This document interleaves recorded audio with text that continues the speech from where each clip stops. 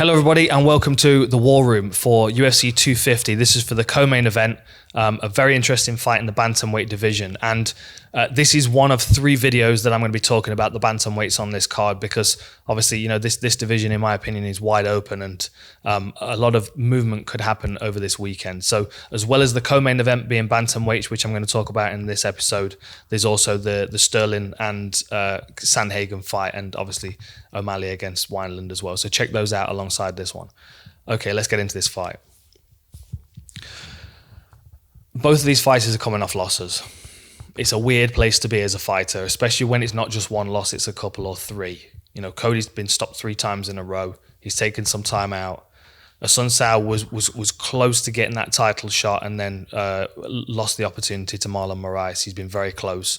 And then again, you know, picking up a more recent loss to Sandhagen by decision, which is another reason why this card's so interesting, is because there's a lot of crossover with opponents.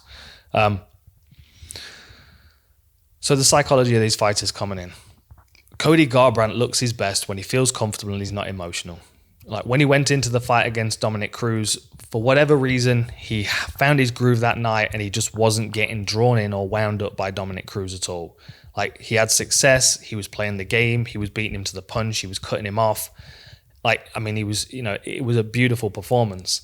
But then he comes into his next fight and he's fighting TJ Dillashaw, and there's this animosity between the two. And it was evident all the way through the build-up. Like, to not be able to control that is very, very dangerous when you get into a fight, because that anger and that tension, like, it makes you tense up, it makes you throw your punches harder. If you miss, it's more exhausting to hit the brakes and try and pull that momentum back. And Dillashaw knew what he was doing. He teased him and he played the game. And, you know, and the other thing that, you know, that backfired against Garbrandt is, you know, he was close to, you know, he had him hurt. Garbrandt knows he's got punching power. This is another thing that can be a drawback as well, because if you've got punching power, you know you only need that one shot, and the next punch can always be that one shot.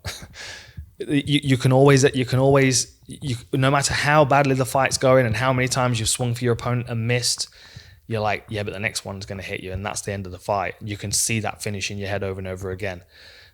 Garbrandt's got many, many first-round finishes. He's a big puncher. He's a dramatic finisher. 48 seconds against Mizugaki, you know, just under 3 minutes against Thomas Almeida, who, in my opinion, is one of the prospects, maybe not right now, but at one point was, 21-0 at the time he was.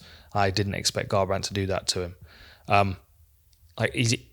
He's a dangerous individual, and he knows he's got that firepower, but he also knows that he's in a bad spot. He's got 3 losses in a row. He's taken some time off. He was the champ and he's fell so far. And he's not only fallen, but he's fallen twice to a guy that he really doesn't like. And then to a guy that, you know, I would imagine, you know, Pedro Munoz, he felt confident he was going to beat him. Munoz is very good, but I would say if Munoz was going to win that fight, it was going to be neck attacks. So for Garbrandt to go out there and start trading punches, it just showed the overconfidence in his chin and in his punching power. He needs to approach this fight differently. The difference with this opponent is that Assuncao doesn't play the psychological game. He just doesn't do it. It's very rare he says anything negative about his opponents. He's very quiet, he's very calculated, and he's very clinical when he's in the octagon as well.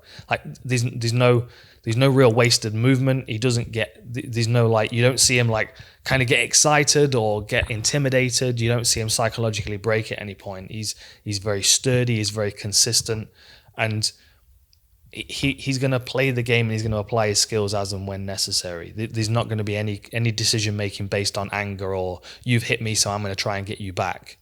And that's something that he can exploit in Cody. Because he doesn't play the psychological game, you're not going to see Assuncao sticking his tongue out at Cody and talking trash.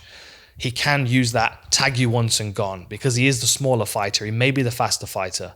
I don't think he's got the punching power, but if you can make Cody swing and miss a few times, then he becomes exposed, he becomes tired, and a tired person is much easier to knock out. And a guy coming off 3 stoppages is a guy I'm thinking I could take his head off.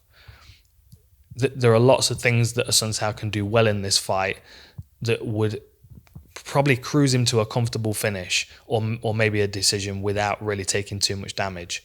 If he puts himself in the firing range, if he feels the pressure of his losses and puts himself in the punching range of Garbrandt, then absolutely there are going to be problems. I don't see them grappling too much. I think Assuncao may attempt to take this fight to the floor a couple of times, especially if, you know, in the early goings, there's a surge from Garbrandt where he's overly aggressive and trying to close distance. Then we might see Assuncao clinch and start to work some kind of takedowns. But Garbrandt's takedown defense is very sturdy. And like I said, I do think he's going to be the stronger individual. I mean, there's something always very physical about Garbrandt's game. You can tell that by the way that the way that he moves. And what's interesting is that wasn't lost when he was fighting Cruz as well. He was very relaxed in that fight, but when he needed to apply it, he did. It's when he tries to apply it all the time. You know, it's when he's clenching his jaw and he's, you know, like there's another guy on this card as well, Eddie Wineland. I'm going to talk about in one of the other videos. And they're like, you can just imagine these two guys. Like if these are the dogs that if you take them out for a walk, the leash is tight. You know what I mean? Like Eddie Wineland and Garbrandt are those same kind of guys. When they're fighting, like if they're tense and angry and want to knock you out, like they're pulling on that lead. They're trying to get at you all the time. That Garbrandt wears himself out and misses his punches and then gets peppered by Assuncao and gets frustrated. And and as soon as that starts to crack, then it unravels, and then Assuncao runs away with the fight.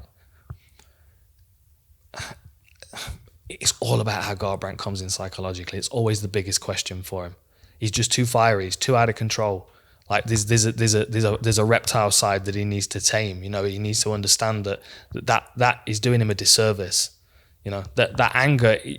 I mean, as Zach De La Rock said, you know, Rage Against the Machine fans out there, your anger's a weapon. Your anger's a gift. But it can be weaponized in an intelligent way, or it can be weaponized to put yourself at risk. Cody needs to overcome the pressure of this circumstance. And I mean, he's in a co-main event position coming off 3 losses. It's a lot of pressure for him, as well as putting 2 other bantamweight fights on this card that are potentially biting at his heels for his spot in the rankings.